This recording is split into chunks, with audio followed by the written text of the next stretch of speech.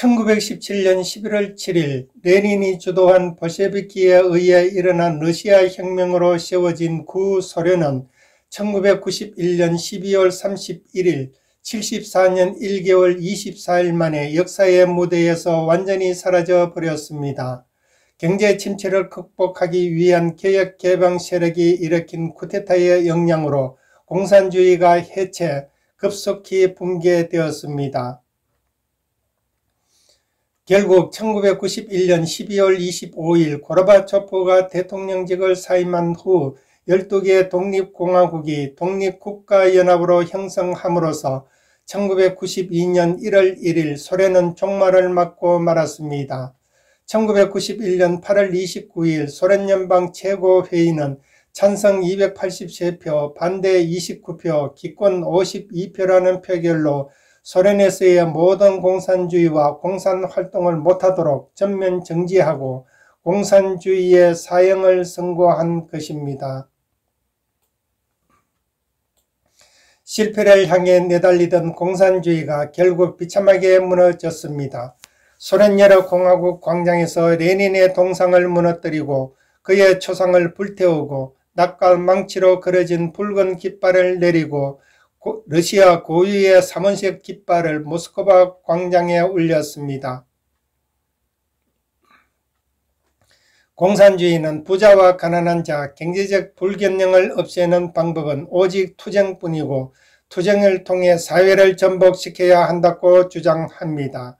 이를 위해 공산당을 조직하고 당 조직은 굳은 결속을 부러지으면서 정열적인 사명감과 분명한 행동 강령을 주장했습니다. 그리고 공산주의 이상 실현을 위한 자기 희생을 자랑스럽게 여기도록 선동했습니다.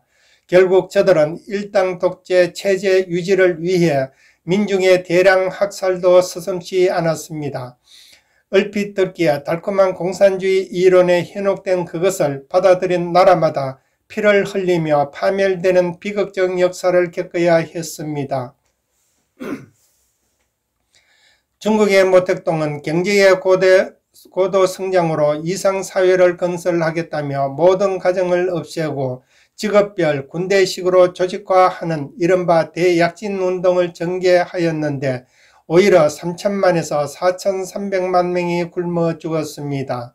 또한 모택동의 유명한 문화대혁명에서 1억 명이 1억 3천만에 이르는 홍위병에 의해 고초를 당했고 3천만 명이 죽고 300만 당원이 숙청을 당했습니다.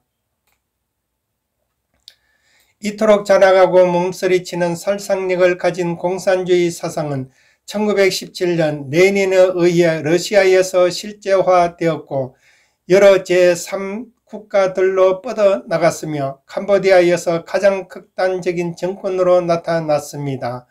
그러나 20세기를 뒤흔들었던 공산주의는 한 세기를 지나기 전에 구소련이 붕괴되면서 몰락하고 말았습니다.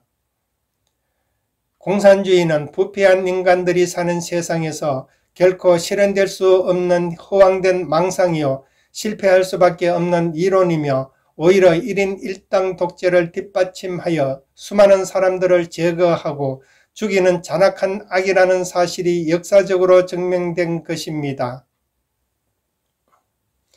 1907년 혁명 지도자들에 대한 대대적인 검거가 시작되자 다시 망명길에 올랐던 레닌은 1917년 망명 생활을 끝내고 독일의 도움을 받아 귀국한 레닌은 즉시 기회주의적 능력을 발휘하여 자신의 프로그램을 빵, 평화, 그리고 토지라는 짧고 명료한 슬로건으로 볼셰비키 수가 11월 혁명 직전에 20만 명에 달하게 되어 그 영향력이 급속히 커졌습니다. 러시아인들은 빵, 평화, 토지를 꿈꾸었지만 레닌이 의도한 공산주의는 유럽의 내전 도모, 토지의 국유화, 당의 독재 권력이었습니다. 1917년 10월 1일 레닌은 폭동을 위해 동료들에게 혁명은 계급투쟁이자 가장 첨예하고 가장 야만적이며 가장 과격한 내전이다. 역사가 보여주었듯이 어떠한 대혁명도 내전 없이 완성되지 않았다라고 설득하였습니다. 임시정부가 새로운 민주정부를 수립하기 위해 실시하기로 한 총선거일 11월 25일을 불과 18일 앞둔 11월 7일 레닌에 의하여 임시정부는 어이없이 무너지고 말았습니다. 소비에트 정권이 수립되고 레닌이 의장으로 하는 인민위원회가 탄생하였고 모든 국가 권력이 소비에트로 넘어왔음을 선포하였습니다. 이러한 배경에는 레닌이 모든 권력을 소비에트에 이양하는 것처럼 위장했기 때문입니다. 결국 러시아에서 공산주의가 득세한 것은 민중 봉기에 의해서가 아니라 민주주의를 선전하는 구호 뒤에 숨어서 정권을 탐내는 소수의 무리가 위로부터 강제력을 부과하여 실현된 것입니다. 레닌은 정권을 잡은 지 3일 후 언론의 자유를 구속하는 법령을 공포하고 징발과 몰수, 체포와 살인을 거듭하였습니다. 그런데 레닌의 약속대로 실시된 총선거에서 예상과 달리 공산당이 불과 25%를 밑도는 175석만 차지하게 되자 레닌은 1918년 1월 18일 회의장 안팎으로 무장병력을 동원하였고 결국 의회는 완전히 해산되었습니다. 그리고 의회를 지지하기 위해 거리로 쏟아져 나온 군중들은 무참히 피를 흘리며 쓰러졌습니다. 1918년 3월부터 그해 10월까지 8개월간 공산당에 의해 죽임을 당한 자가 170만 명에 이르고 혁명 이후 5년간 그 수가 약 2천만 명에 달하였습니다. 1918년부터 1921년까지 레닌의 볼셰비키 당은 전시체제 하에서 정부가 국가 전반을 통제하는 제도를 실시하였습니다. 모든 공장을 국유화하고 경험 없는 사람을 지배인으로 임명하자 중공업 생산량이 1913년에 13%까지 떨어지고 경공업은 44%로 떨어졌습니다.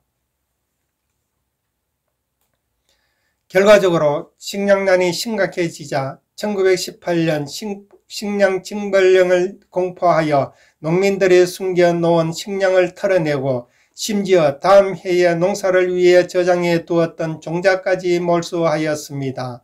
1920년에는 내란과 테러와 대혁명까지 겹쳐 당시 러시아의 공식 발표에 의하면 굶어 죽는 자가 500만 명에 이르렀습니다. 여기에 전염병까지 발생하여 일반 백성들의 고통은 이루 말할 수 없는 지경이 되었습니다. 마침내 1921년 3월 1일 11월 혁명에서 누구보다도 열렬히 레닌의 볼셰비키당을 지지했던 크론슈타트의 해병 약 15,000명이 공산당의 폭력과 독재에 항거하는 반란을 일으켰습니다.